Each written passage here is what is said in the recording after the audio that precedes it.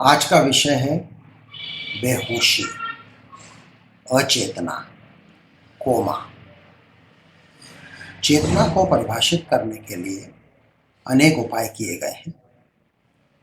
सबसे आसान उपाय या सबसे आसान परिभाषा न्यूरोलॉजी के संदर्भ में है।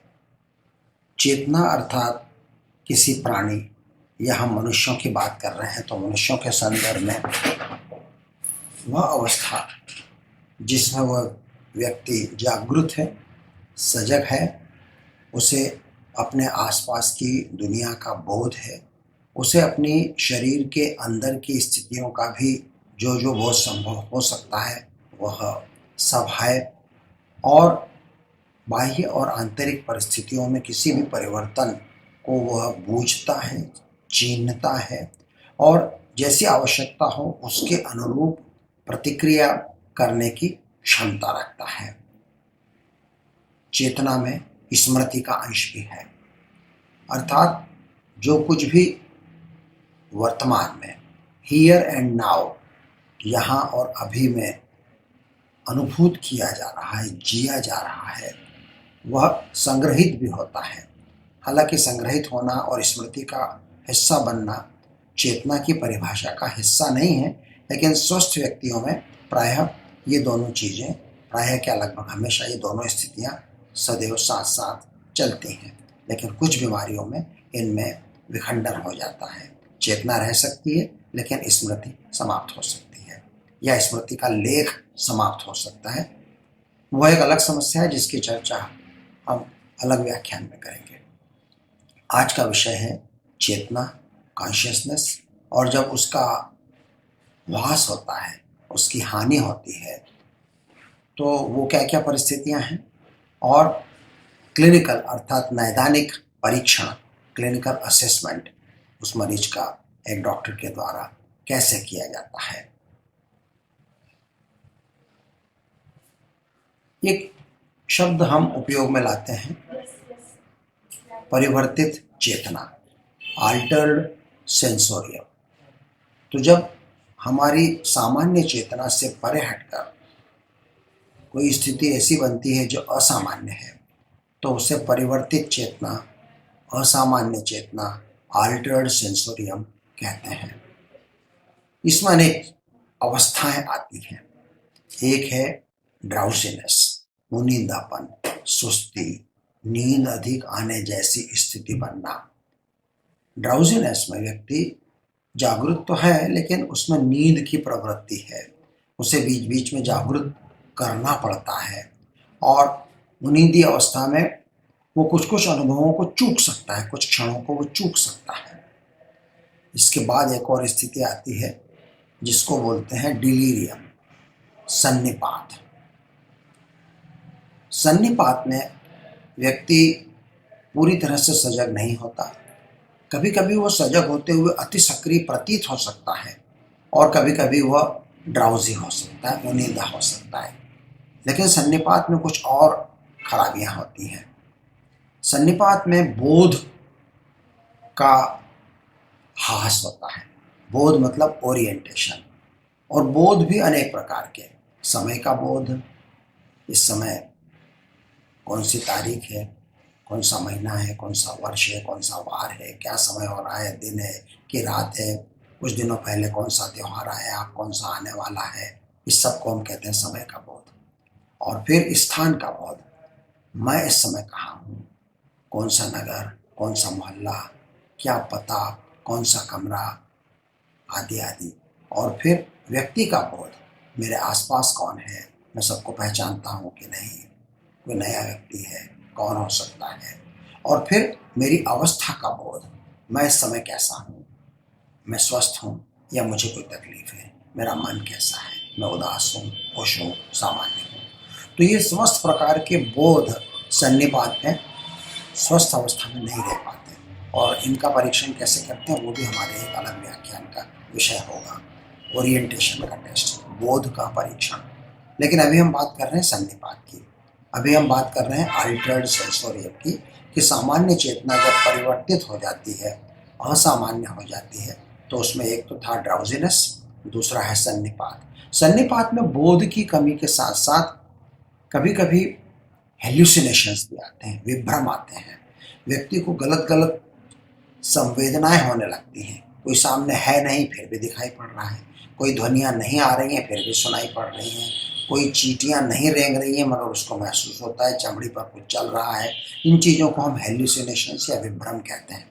सन्निपात के मरीजों में बोध की कमी के साथ साथ, ड्राउजीनेस के साथ साथ तरह तरह के हेल्यूसिनेशन या विभ्रम भी हो सकते हैं। सन्निपात का व्यक्ति बहकी बहकी बातें करता है, टॉक्स इररिलेवेंटली, उसकी बातों में तारतम्य नहीं रहता, वह कहीं से कहीं भागता है, भटकता है।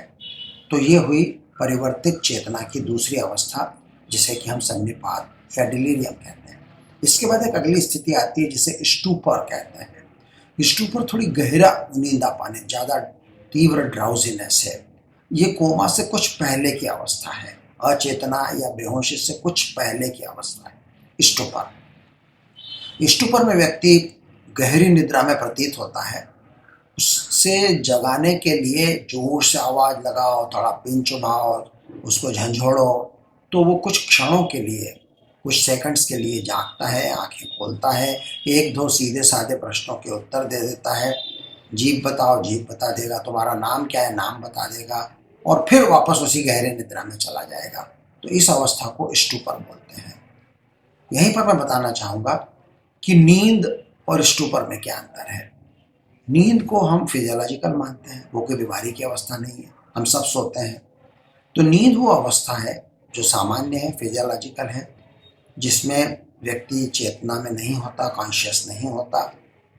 लेकिन नींद से व्यक्ति को जगाया जा सकता है और जागने के बाद पूरी तरह से चेतना और पूरी तरह से बोध आने में भले ही उसे कुछ सेकंड या एक दो मिनट लग जाए, लेकिन उसके बाद व्यक्ति सामान्य हो जाएगा, उसकी चेतना, उसकी कॉन्शियसनेस सामान्य होगी।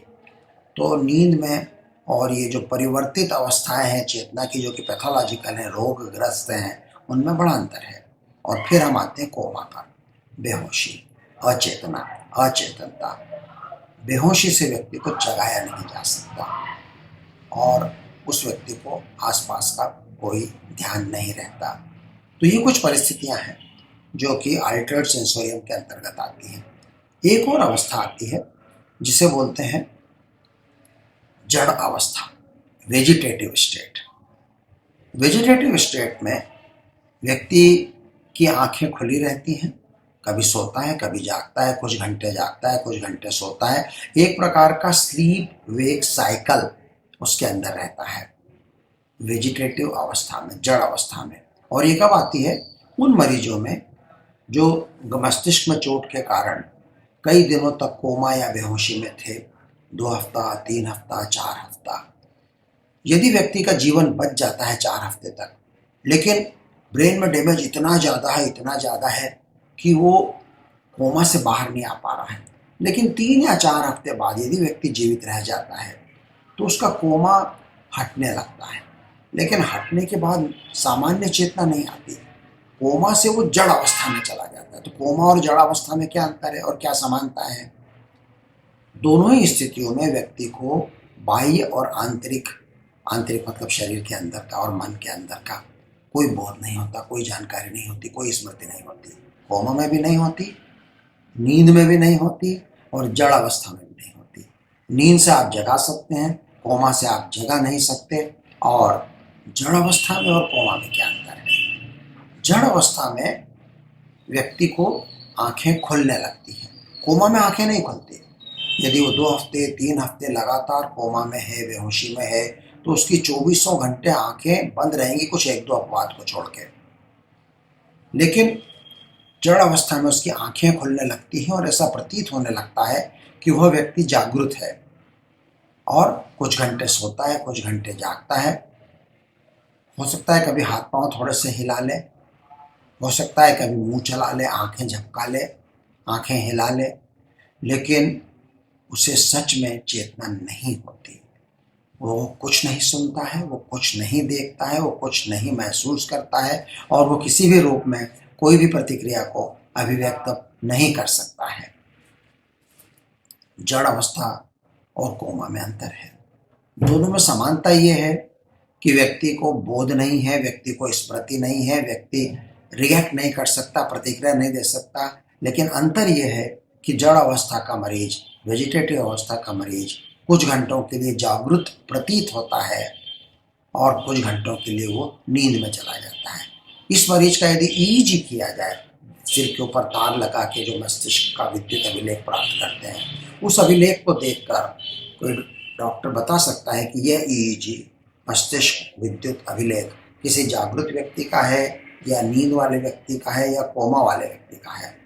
तो जड़ अवस्था वाले व्यक्ति का ईईजी, वेजिटेटिव स्टेट वाले व्यक्ति का ईईजी एक सोते हुए और जागते हुए व्यक्ति के ईईजी के समान होगा।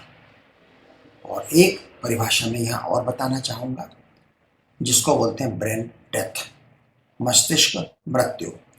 यदि और प्रिसाइज या सटीक शब्द का उपयोग हम करें तो उसे कहेंगे ब्रेन स्टेम डेथ। अब ब्रेन स्टेम के लिए हिंदी में मस्तिष्क का डंठल या उसका स्तंभ शब्द का हमको उपयोग करना पड़ेगा। तो ब्रेन स्टेम हमारे ब्रेन का नीचे का एक छोटा सा हिस्सा है जो डंठल के समान होता है। कल्पना करिए कि एक गोभी का फूल है और उसके नीचे एक बड़ा सा डंठल है। गोभी का फूल तो मस्तिष्क के दोनों बड़े गोलार्ध हैं और उसके नीचे का जो डंठल है वो ब्रेन स्टेम है, स्तंभ है। तो ब्रेन स्टेम में हमारे बड़े महत्वपूर्ण फंक्शन, कार्य मस्तिष्क के रहते हैं।